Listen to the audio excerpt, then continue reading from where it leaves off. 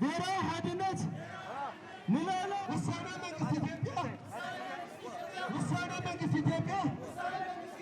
መቐጠልታ ጆኖሳይድ ህዝቢ ትግራይ እዩ መቐጠልታ ጆኖሳይድ ህዝቢ ትግራይ እዩ ቃልሲ ህዝብታት ክጠናኸሩ እዩ ጆኖሳይዳዊ ኪራስ ንምንጋዕ ሓድነት ቃልሲ ህዝብታት ይጠናኸር ንሕናና ኣለና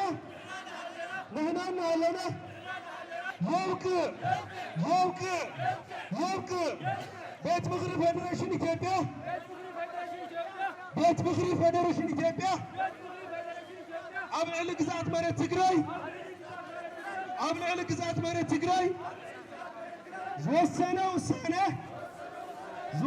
ውሳነ ኣጥቢቕና ንኹሉ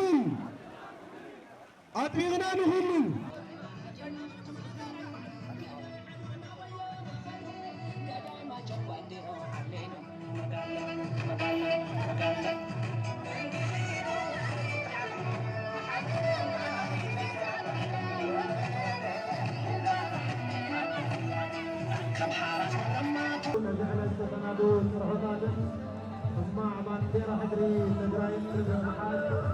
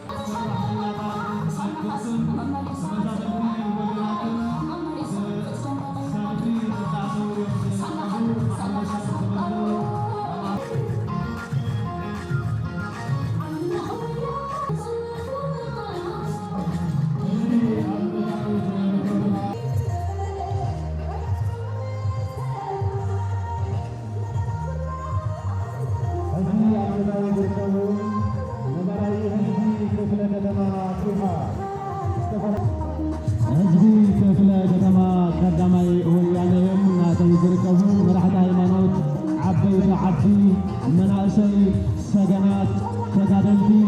አባታትን ማህበረሰብ ትምህርቲ ተማሃሮን መምህራንን ሰራሕተኛታትን ኣብ ምዕባዊ ዝርከቡ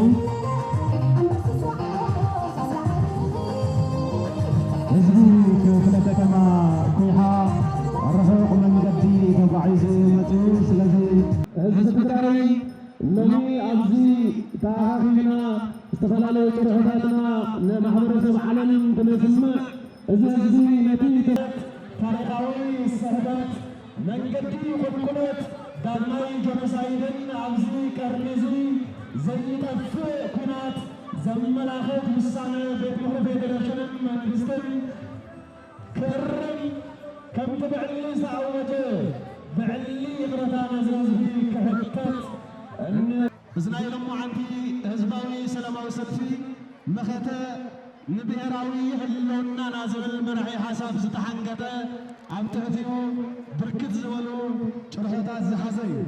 ካብኣቶም ገሊኦም ብሓባር ክንጭርሕ ብሔራዊ ሓድነትና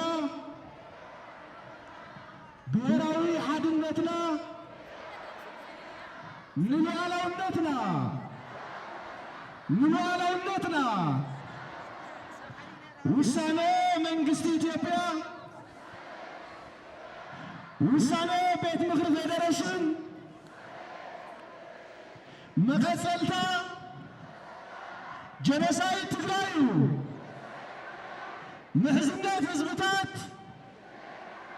ምሕዝነት ህዝብታት ትግራይን አምሓራን ካልኦት ህዝብታትን ብውድት ጀነሳይደራት አይናጋዕም ሓድነት ቃልሲ ህዝብታት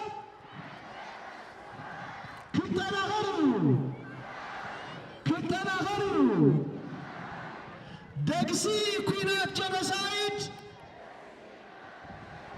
ጠጠው ይበል ንሕና ኣለና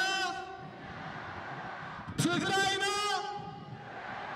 ኣይትቁረስን ኣይትሽርመምን ሉዓላውነትና ህልውናና ብጽኑዕ ሓድነትና ይረጋገጽ ተመዛበልቲ ወገናትና ድህንነቶም ብዝተሓለወ ናብ መረበቶም ይመለሱ ኣብ ብርሰት ህዝቢ ትግራይ ኣብ ጥፋት ህዝቢ ትግራይ ስቕታ ማሕበረሰብ ዓለም የብቅዕ ክብርን ሞገስን ንሰማዕታትና ሕብሪ ሰማዕታትና ፍጹም አይነዕብንም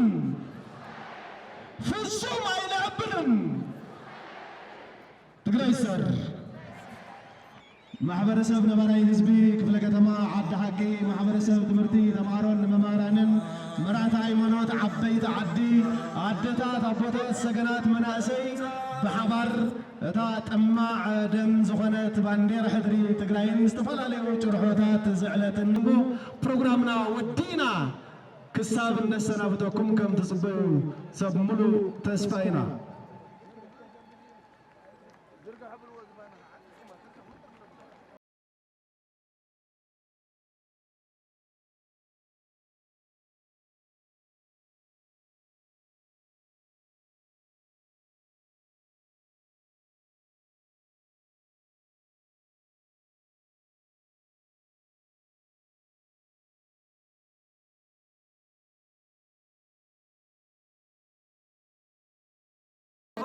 ኣብ ሕልፊ ዝለዋህን ለባምን ህዝቢ ከተማ መቐለ ዝነብሩ ተመዛበልቲ ወገናት እዮም።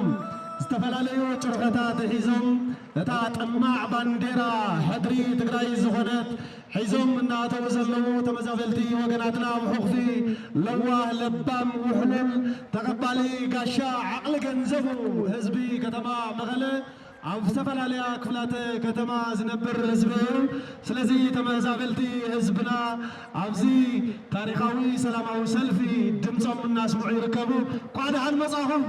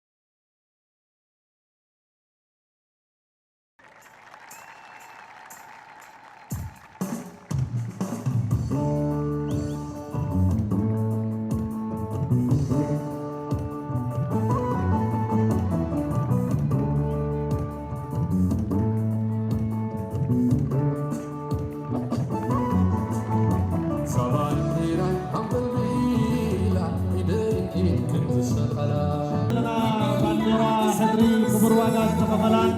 ትምህርቲ ጽንዓትን ሓድነትን ህዝቢ ትግራይ ምልክት ናይ ሰላምነትን ምልክት ውሕልነትን ንሰላም ዘለዎ ዋጋ ሰላም ኣብ ሕድሕደን ሰከንድታት ዘለዋ ትርጉም ጠንቂቑ ዝፈልጥ እዩ ህዝቢ ትግራይ ጽንዓትናን ሕላገት ጅግንነትናን ኣርካና ጽንዓትን ጅግንነትን እዮም እዚ ዓዲ ዋጋ ተኸፊልዎ እዩ ትግራይ ወለድና ቁንጣጥ ሓመድ ካብ ዝእቡ ዝስለፉ ሓርበኛታት ወለድና ዘጽንሕዎ ብሓረግ ጅግንነት እናተኣሳሰረ ንሓፀዊን ዘሰልከየሉ መላእ ዓለም ዘደመመን ዘገረመን ጅግንነት ዝሰርሑ ናይቶም ሓርበኛታት ስዋኣትና ሰብ ቃል ኪዳንን ሓደራን እዮም ሓርበኛታት ውጋእትና ክብሪ ንዓኹም ሓርበኛታትና ንምሕጋብን ክብሪ ሃበልና እዚ ተኸፊሉ ዘሎ ዋጋ ሰላም እዩ ሕሪኡ ሰላም ዝኾነ ህዝቢ ሰላም ዘቐድም ህዝቢ ሎምውን ከም ቀደሙ ሎምውን ከም ትማልዩ ናብ ዳግም ኩናት ዘምርሕ ጌጋ ይተቐረብ ሰላም ኢና ንደሊ ሕርያና ሰላም እዩ